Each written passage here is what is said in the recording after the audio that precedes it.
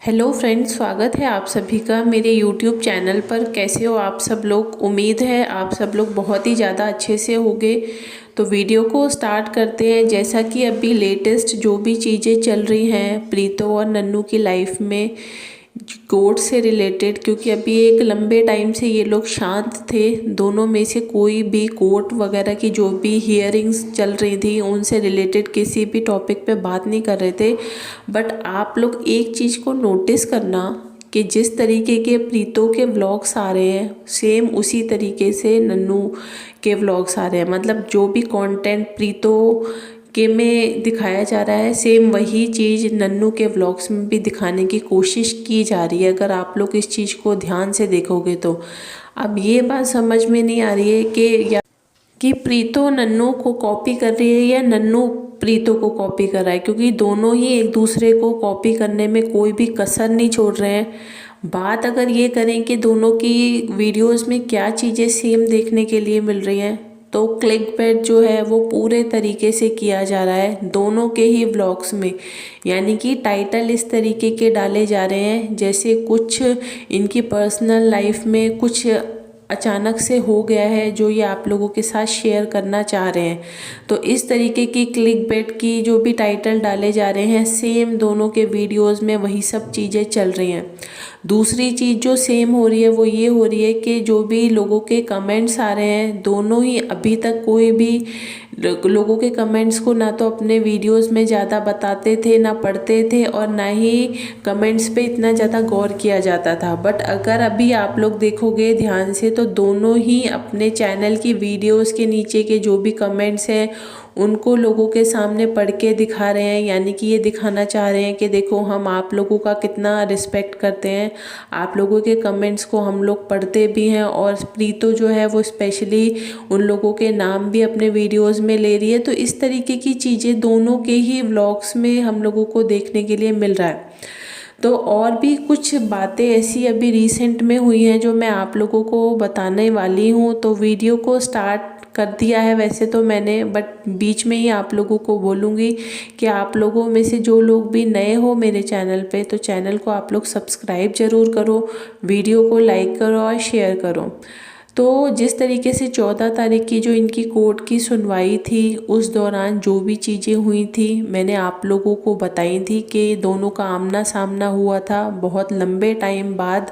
क्योंकि पहले जो भी डेट्स दी जा रही थी उस पर प्रीतो नहीं जा रही थी, इसलिए ये एक इम्पोर्टेंट डेट थी जिस पर प्रीतो गई थी।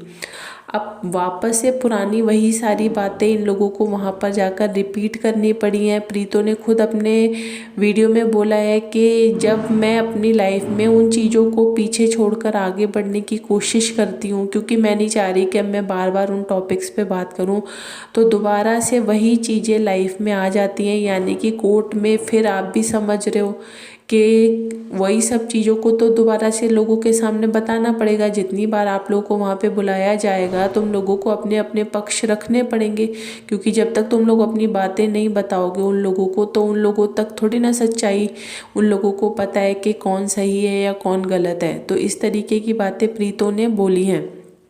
और काफ़ी ज़्यादा जो वहाँ का माहौल था वो काफ़ी ज़्यादा मतलब डिस्टर्ब हो गया था इन दोनों की मीटिंग की वजह से, क्योंकि दोनों में से कोई भी एक दूसरे की बात को सुनने के लिए तैयार नहीं है और ना ही समझने की ज़रा सी भी कोशिश की जा रही है। प्रीतो जो है उसने बोला कि वो काफ़ी ज़्यादा डर गई थी क्योंकि वो इतनी ज़्यादा हड़बड़ी में थी, जल्दबाजी में थी कि वो अपना फ़ोन भी कहीं रख के भूल गई। तो उसको ऐसा लगा कि कहीं उसका फ़ोन ना खो जाए, तो वो जल्दीबाजी में भागी अपना फ़ोन देखने के लिए। तो लोग उसको देखने लगे अजीब तरीके से कि इस लड़की को क्या हो गया जो इतने मतलब जल्दीबाजी में इधर उधर भाग रही है। मतलब इस तरीके की काफ़ी सारी चीज़ें उस दिन हुई हैं। और जो प्रीतो है, प्रीतो का भाई इन लोगों के साथ गया हुआ था, यानी कि वो बच्चे को संभाल रहा था और क्योंकि बच्चे को संभालने के लिए भी एक जना चाहिए था। तो ये सब चीज़ें हुई हैं। अब जो रिसेंट में जो चीज़ सुनने के लिए मुझे मिली है वो ये है कि कल कुछ ऐसा हुआ है जिसको आप लोग भी सुनोगे तो आप लोगों को भी काफ़ी ज़्यादा मतलब हैरानी ही होगी कि सचमुच ऐसा हो रहा है क्या, ऐसा आने वाले टाइम में ऐसा हो पाएगा या नहीं हो पाएगा। तो वही बात मैं आपको बताती हूँ कि आखिरकार हुआ क्या है। क्योंकि देखो आप लोग समझते हो इस बात को कि कोर्ट की जो चीज़ें हैं वो एक बहुत लंबे टाइम तक चलेंगी, और किसी के पास भी इतना अभी टाइम नहीं है, ना तो नन्नू के पास ना प्रीतो के पास, कि कोर्ट के बार बार चक्कर लगाएं, बार बार डेट पे जाएं, इतनी दूर जाना पड़ता है। ठीक है, तो इन सब चीज़ों की वजह से जो नन्नू है, नन्नू कल प्रीतो के घर पर गया था और वहाँ जाकर इसने प्रीतो और उसकी मम्मी से बात करने की कोशिश की है। एक लास्ट चांस जिसको हम लोग बोल सकते हैं वो दिया जा रहा है नन्नू की तरफ से, क्योंकि नन्नू ने तो पहले भी कईयों बार पहल करने की कोशिश की थी। उसने पहले भी कईयों बार प्रीतो को बोला था कि तुम पुरानी बातों को भूलकर वापस आ जाओ, जो भी चीज़ें पहले हो चुकी हैं उनको ख़त्म करो, हम लाइफ में आगे बढ़ते हैं बच्चे का भविष्य देखते हुए। लेकिन प्रीतो की तरफ से कभी भी हम लोगों को कोई भी ऐसा संतुष्टि वाला आंसर ना तो कभी मिला था, ना ऑन कैमरा ना ऑफ कैमरा कभी भी उसकी तरफ से इन चीज़ों से रिलेटेड कोई भी जवाब नहीं आया, क्योंकि प्रीतो ससुराल जाना ही नहीं चाहती। वो फैसला ले चुकी है कि उसको नहीं जाना। लेकिन नन्नू ने दोबारा से एक लास्ट कोशिश करने की सोचा। उसने कल वो प्रीतो के घर गया और उसने सोचा कि एक बार, कई बार क्या होता है कि जब हम इतने सारे लोगों के बीच में होते हैं तो वो चीज़ें या वो बातें नहीं हो पाती जो इंसान अकेले में कर पाता है। तो उसने वही सब बातें कल नन्नू ने प्रीतो के घर पे जाके प्रीतो और उसकी मम्मी से की कि देखो अभी भी टाइम है, अगर आप लोग चाहो, अगर आप लोगों का मन है कि अगर ये रिश्ता 1% भी अगर तुम लोगों को उम्मीद लगती है कि ये बच सकता है तो अभी भी टाइम है, क्योंकि कोर्ट के चक्करों में पड़ने से कुछ भी हासिल नहीं होने वाला, एक लंबा टाइम ही ख़राब होगा। दूसरा जो बच्चा है वो भी धीरे धीरे करके बड़ा हो रहा है, तो उसको भी उस तरीके का माहौल अभी नहीं मिल पा रहा जो उसको मिलना चाहिए। तो नन्नू ने इन लोगों को फिर से एक बार समझाने की कोशिश की है। अब इन लोगों की तरफ से अभी भी कोई जवाब नहीं है, क्योंकि प्रीतो अभी भी साफ तौर पर मना कर रही है कि उसको वहाँ पर वापस नहीं आना।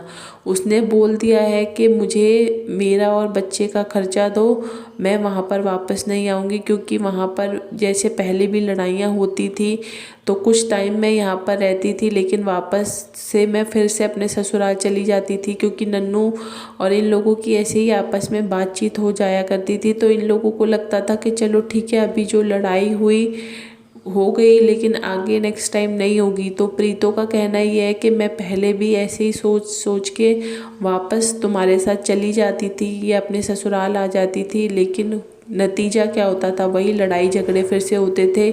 इसलिए अब मैं अपनी लाइफ में काफ़ी ज़्यादा आगे बढ़ चुकी हूँ और अब मैं फिर वापस से उन चीज़ों को पीछे मुड़कर नहीं देखना चाहती। इसलिए प्रीतो ने साफ तौर पर मना कर दिया है नन्नू को कि वो वापस नहीं आएगी। बस उसका कहना ये है कि तुम मेरा और मेरे बच्चे का खर्चा दो जितना जल्दी से जल्दी हो सके, और तुम भी अपनी लाइफ में आगे बढ़ो और मैं भी। अब ये रिश्ता आगे नहीं चल पाएगा तो बेहतर यही होगा कि हम दोनों ही अपनी लाइफ में आगे बढ़े और बच्चा जो है उस बच्चे की लाइफ को ठीक कर पाएँ।